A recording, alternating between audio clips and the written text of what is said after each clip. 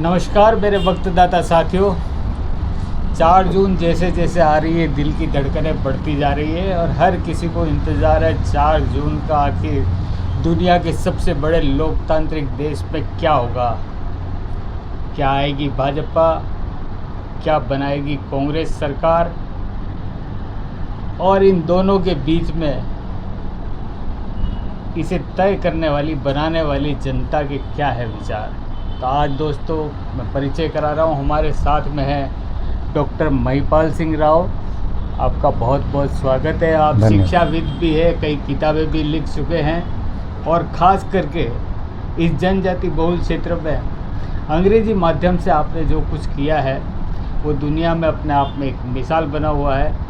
तो राव साहब, सबसे पहले क्षेत्र की जनता, देश की जनता ये जानना चाह रही है कि 4 जून करीब आने वाला है, तो क्या लगता है आपको कि लोगों की जो जन भावना है, क्योंकि कई विद्यार्थियों से भी आप जुड़े हुए, युवा पीढ़ी, बुजुर्ग पीढ़ी, हर पीढ़ी आपके पास में है, तो क्या विचार आते हैं उनके? दीपक जी, आपने बिल्कुल सही कहा कि जनता में इस 4 जून के परिणाम क्या होंगे इस बात को लेकर बहुत ही जिज्ञासा और कौतूहल है और बहुत स्वाभाविक है। केवल चुनाव की बात, जब भी कोई प्रतियोगिता ही हो छोटी मोटी, तो भी लोगों में एक उत्साह, एक कौतूहल के अंतिम परिणाम क्या होगा। यदि ऐसा एक माहौल दिखाई भी पड़े कि भाई खेल एक तरफा हो रहा है, तो भी लोगों को अंतिम परिणाम की प्रतीक्षा रहती है। लेकिन एक बात निश्चित है 4 जून के बाद कि 4 जून का दिन स्वतंत्र भारत के इतिहास में एक नया संदेश लेकर आएगा। राष्ट्र एक नई करवट लेता हुआ नज़र आएगा। ये बात मैं आपको पूरी शिद्दत के साथ कह सकता हूँ, क्योंकि एक ऐसा माहौल पिछले कुछ वर्षों में बना है जहाँ भौतिक विकास के साथ हमारे भारतवर्ष की जो आध्यात्मिक शक्ति है, वो दोनों का एक समागम उभर कर सामने आया है और लोगों के मनोभाव पे, मन मस्तिष्क पे उस चीज़ ने बड़ा प्रभाव डाला है कि हमारी कुछ चेतना, जो भारतीय चेतना है या हमारी प्राचीन जो हमारी विजडम है, जिसको मैं कहूँगा विजडम ऑफ एंशिएंट इंडिया, वो इस तरह की है कि हम भौतिक विकास तो इतनी प्राथमिकता से नहीं देखते जितना आध्यात्मिक उन्नयन को हमारा जनमानस या भारतीय जनमानस देखता है। तो मैं सोचता हूँ कि बहुत बड़ी जो इस वक्त में जो लोगों के अंदर जो एक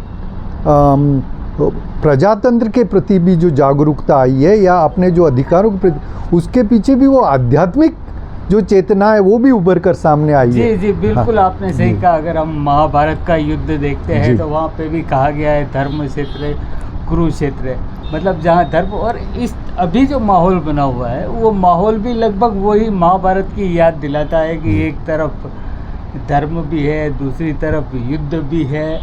तो इन सब के बीच में क्या लगता है आपको, विजय श्री किसके पास जाने वाली है? ये तो मेरे लिए कहना उचित नहीं होगा किसी एक, लेकिन आपने महाभारत की बात जिक्र किया तो मुझे याद आया, भगवान कृष्ण ने उसमें अर्जुन को एक जगह, वास्तव में बात क्या होती है कि हमने महाभारत की कहानी को केवल इतना सा समेट करके कि ये तो अर्जुन और कृष्ण के बीच की बात है, हमें क्या लेना देना, लेकिन वो अर्जुन और कृष्ण के बीच की बात नहीं है, वो हर व्यक्ति के और उसके कर्तव्य के बीच की बात है। वहाँ पे अर्जुन को भगवान कृष्ण ने ये एक जगह कहा है, वो बात जो है वो हर व्यक्ति के ऊपर अप्लाई करती है, लागू होती है। उन्होंने स्पष्ट कहा है, संदेश दिया, अत चेत्वमिम धर्मम संग्रामम न करिष्यसि ततः स्वधर्मम कीर्तिम च हित्वा पापम वापसिसी। इस एक श्लोक में सारे जीवन का रहस्य निचोड़ आ जाता है। उन्होंने कहा कि ये धर्म संग्राम है, तुम इसको नहीं करोगे, अर्जुन ने मना कर दिया था, वो हथियार डाल के, तो उन्होंने कहा ये नहीं करोगे तो आने वाले युगों युगों तक पापम व्याप्त, तुम अपयश और पाप के भागी बनोगे। तो this very message applies to everybody, every individual. और हर भारतीय के लिए ये प्रजातंत्र का एक धर्म संग्राम है, लोकतंत्र का धर्म संग्राम है। उसमें लोगों ने बड़ी मन से, बड़े उत्साह से भाग लिया है और उसी उत्साह की परिणति हम परिणाम में देखेंगे 4 जून के दिन। सर एक चीज़ और है, जब हम महाभारत की बात करते हैं, उस काल को याद करते हैं जी, तो 2 पात्र और सामने आते हैं। एक तो संजय जिसे दिव्य दृष्टि मिली हुई है, दूसरा धृतराष्ट्र जी। तो क्या इसमें कौन क्या है, आप थोड़ा सा बता पाएंगे खुल के? अब उसको अगर आधुनिक उसमें देखें अपन जी। तो संजय को दिव्य दृष्टि इसलिए दी कि धृतराष्ट्र अंधे थे, वो देख नहीं पा रहे थे, वो युद्ध से भी दूर थे, राजभवन में थे। उन्होंने कहा कि मुझे कैसे पता चलेगा, तो उन्होंने कहा कि मैं तुमको दिव्य, उन्होंने कहा नहीं मुझे नहीं चाहिए, तो कि संजय को दिव्य दृष्टि, ये यहाँ बैठा बैठा सब देख लेगा और आपको बताएगा। तो पहला ही श्लोक गीता का जो है, धर्मक्षेत्रे कुरुक्षेत्रे मामकाः पांडवाश्च किम कुरुत संजय, धर्मक्षेत्रे कुरुक्षेत्रे मामकाः पांडवाश्च किम कुरुवत संजय, मेरे और पांडु के पुत्रों के बीच क्या चल रहा है। पहला ही श्लोक कौतूहल, एक जिज्ञासा, जो आदमी उस युद्ध भूमि से दूर है। जैसे वर्तमान में हर इंसान अपनी वो दे के, अपनी आहुति दे के बैठा प्रतीक्षा कर रहा है, उस परिणाम की जो पेटियां हैं उनसे दूर है कि वो क्या हो रहा है उसको पता नहीं है। जैसी स्थिति उसकी वैसी हम तो उसको टाइम संजय, और रोज़ रोज़ हमको इलेक्ट्रॉनिक मीडिया पे नए नए कयास और नई नई बातें और नए नए चीज़ें, सोशल मीडिया पे तो और ज़्यादा सारे कोई के ये बता रहा है, ये सच्चे झूठे सब कयास लगाए जा रहे हैं, और लोगों के बीच में अंदर छिपी हुई जो वो है उसको और उभारा जा रहा है, उनकी उत्कंठा को और बढ़ाया जा रहा है। जो कि वो मैं कहूँगा वो जो मीडिया है आपका, सोशल मीडिया, इलेक्ट्रॉनिक, वो संजय की भूमिका निभा रहा है।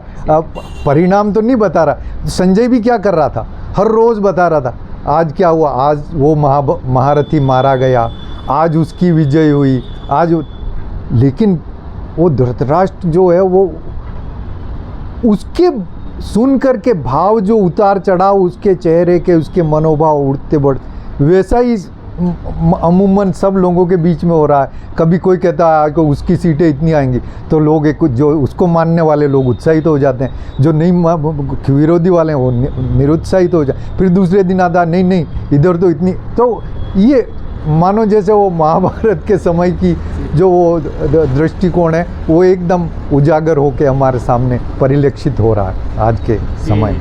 सर तो मुझे गीता का दूसरे अध्याय का 7वां श्लोक है। हाँ। तो मेरे वक्तदाता साथियों, वो 7वां श्लोक यही कहता है गीता के दूसरे अध्याय का, कि हम सब कुछ छोड़कर भगवान श्री कृष्ण की शरण में चले जाए। उस श्लोक में कहा गया है कि मैं अपनी कृपण दुर्बलता के कारण अपना धैर्य खो चुका हूँ और ऐसे में मैं आपकी शरण में आ रहा हूँ, प्रभु आप ही मेरा उद्धार करें।